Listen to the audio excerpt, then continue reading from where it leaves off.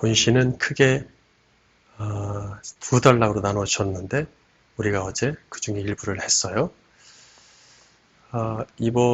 오늘 하는 것도 지난 시간하고 이어서 첫 번째 단락에 해당합니다. 그리고 이제 다음 시간에 20절부터 두 번째 단락 하겠습니다. 본문은 하나님의 임재하셨던 일과 하나님의 백성들이 전쟁에서 승리했던 일들을 회고하면서 노래를 하고 있어요. 이스라엘의 승리는 꼭 물리적인 전쟁에서의 승리만을 이야기하지는 않습니다. 하나님의 함께 하심 자체가 이스라엘에게는 승리나 다름없죠. 하나님이 함께 하시면 원수 사탄과 악의 세력들을 모두 막아주시기 때문입니다. 전쟁에 이기면 그분이 함께 하심의 하나의 결과죠. 7절에 하나님이 백성의 앞에서 행진하심은 곧 출애굽하여 가나안 땅을 향해 가던 시대를 말합니다. 그때 하나님의 임재를 상징하는 법궤가 맨 앞에서 서서 이스라엘 진군을 이끌었죠. 또 하나님의 구름 기둥과 불 기둥이 이스라엘을 이끌었습니다. 8절에 시내산에서 하나님이 백성을 만나 주시려고 임재하실 때를 회상하죠. 그때 땅과 산이 하나님의 임재를 감당 못해서 진동했던 적이 있어요. 9절에 흡족한 비는 하늘에서 떨어지는 빗물이 아니라 광야에서 비처럼 내려주신 만나를 의미합니다. 출애굽기 16장 4절에 보니까 그때 여호와께서 모세에게 이르시되 보라 내가 너희를 위하여 하늘에서 양식을 비같이 내리리니 백성이 나가서 일용할 것을 날마다 거둘 것이라. 성경은 만나를 비라고 이렇게 표현을 합니다. 주의 기업 또는 산업은 택한 하나님의 백성을 뜻합니다. 하나님은 당신의 택한 백성을 당신의 기업이라고 부르시죠. 신명기 9장 29절 그들은 주의 큰 능력과 표심팔로 인도하여 내신 주의 백성 곧 주의 기업이로소이다. 10절의 앞문장에서 회중이란 말은 너무 의역을 했어요. 원어에 살아있는 자 또는 생존자로 되어 있습니다. 같은 말이죠. 살아있는 자, 생존자. 또 여성 단수입니다. 그러니까 하나의 여성으로 볼 때 택한 하나님의 백성인 교회를 의미한다고 볼 수 있겠죠? 네. 구약에 하나님은 당신의 여자인 교회를 지키기 위해서 항상 멸망의 위기에서 적들의 공격으로부터 살려내시죠. 앞에서 주의 기업이 택한 이스라엘을 의미하고 여성 단수로 또한 사용되고 있어요. 오늘 이런 부분들이 핵심인 것 같아요. 여성 단수. 사실 그래서 여기서 그 가운데 살게 하셨나이다. 그 가운데 살게 하셨나이다 해서 그 가운데는 여성 단수로도 사용이 되고 있습니다. 그렇기 때문에 앞에서 이야기한 주의 기업을 뜻한다고 볼 수 있겠죠. 예, 주의 기업도 여성 단수이기 때문에 가운데는 그 속에 그 안에란 뜻이거든요. 그런데 만약에 이렇게 되면 주의 기업인 이스라엘 가운데 함께 살아가는 또 다른 여성이 있다는 말이 돼요. 주의 기업인 이스라엘 무리, 그 하나의 민족, 하나의 나라가 여성 단수인데 그 안에 또 다른 여성이 단수가 있다는 얘기예요. 이해되십니까? 이스라엘 민족, 이스라엘 나라에 속했던 모든 사람들이 다 하나님의 구원을 맛보고 하나님의 사람으로 살아남지는 못했어요. 그 속에서 살아남은 자들이 있었다는 얘기죠. 그 속에서 살아남은 자만 하나님의 구원을 맛보며 의인으로 남겨두십니다. 10절 뒷문장에 보니까 살아남은 자들은 항상 가난한 자로 표현이 되죠. 이것은 예언서에서 흔한 이야기들이에요. 여기서 가난은 물질적인 가난만을 의미하지 않습니다. 외적 가난, 내적 가난을 모두 의미하고 있죠. 신약에서는 이것을 영이 가난한 자로 확대되죠. 악인들처럼 이 땅에 적을 두지 않고 이 땅에 자기 세력을 구축하지 않는 사람들은 늘 나그네처럼 취급을 받는단 말이죠. 그렇기 때문에 궁핍 가운데 사는 자들입니다. 하지만 이 땅에 적을 두고 사는 택함받지 못한 자들은 이 땅이 전부기 때문에 여기서 어떻게든지 뭘 봐야 됩니다. 결과를. 죽으나 사나 일을 하든지 뭘 하든지 속임수를 치든지 해서 이 땅에 자기 것을 든든히 세워놔야겠죠. 그래서 그 든든함을 자랑하고 누리며 돈을 이렇게 쓰고 다닙니다. 하지만 우리는 그런 거에 인생의 목적을 두지 않잖아요. 그러니까 우리는 가난하다는 표현을 합니다. 은택은 토부인데 선입니다.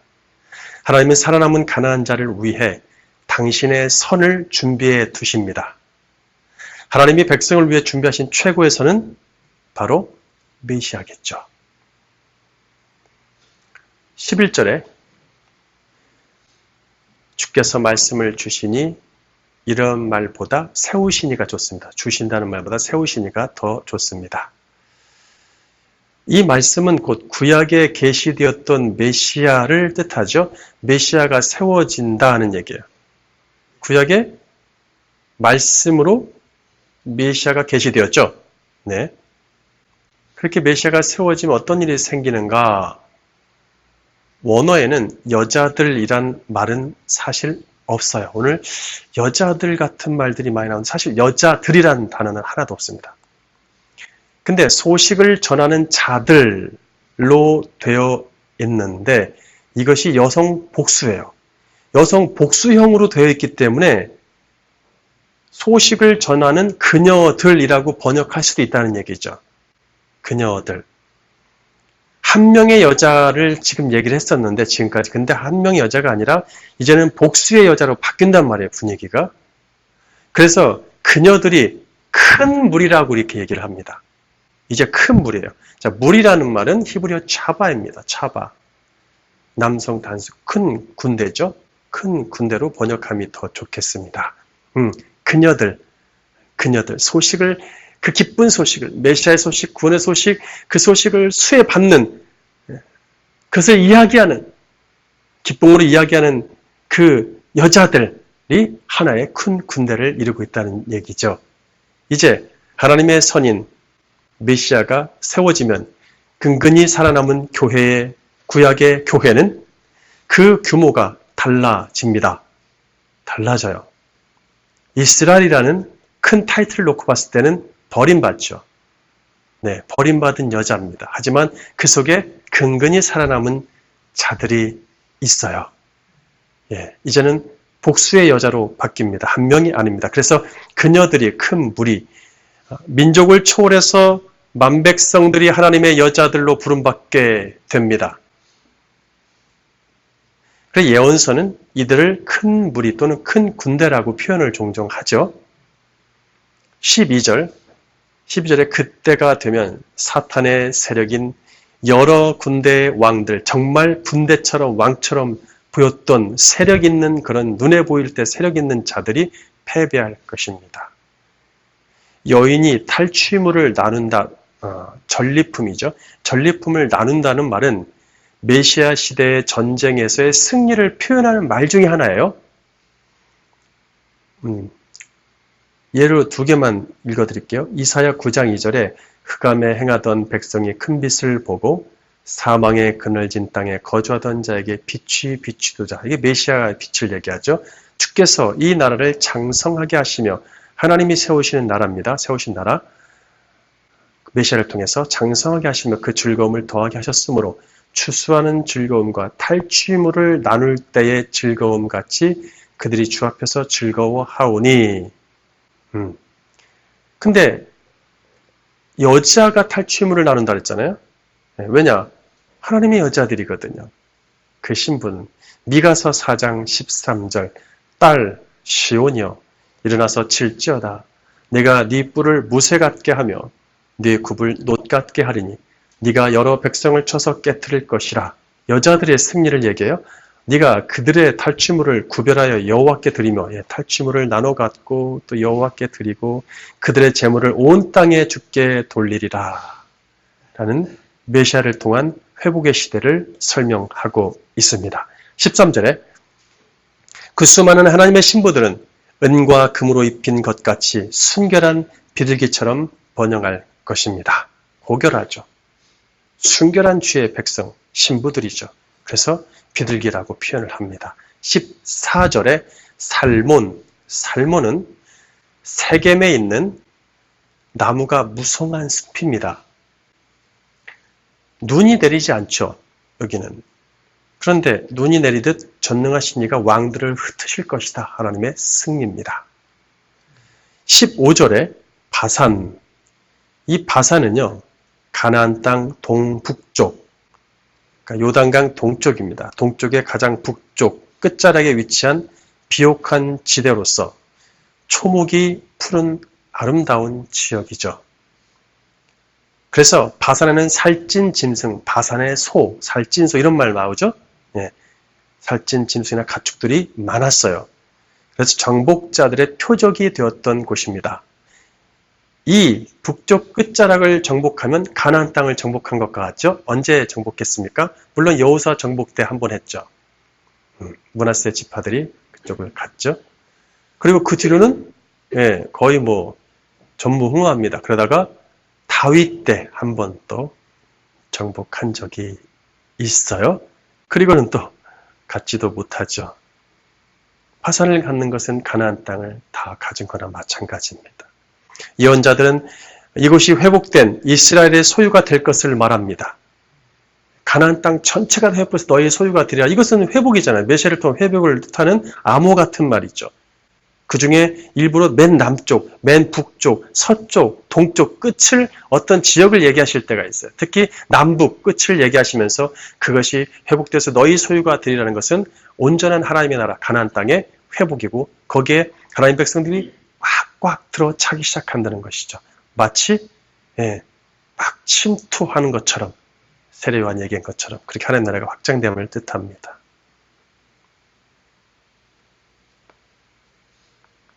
메시아를 통한 회복은 이 바산을 소유함 같은 풍성함이 있을 것입니다. 16절에 하나님은 바산처럼 아름다운 산을 영원히 소유하시겠다고 말씀하세요.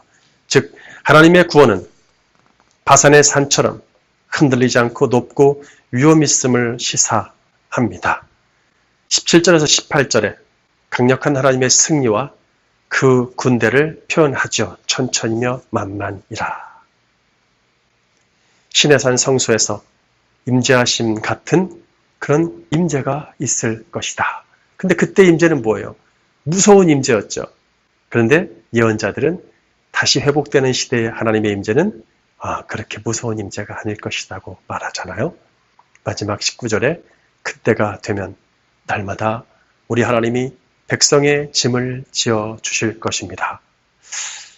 지금은 어때요? 지금 이 시를 쓰고 있을 때는 죄 지을 때마다 하루에도 10번 지으면 10번의 제사를 통해서 짐을 없애야 되는데 그런데 우리 하나님이 백성의 모든 짐을 지어주실 것이다. 이것은 아들 메시아를 통해서 이루어지죠. 이것이 진정한 승리입니다.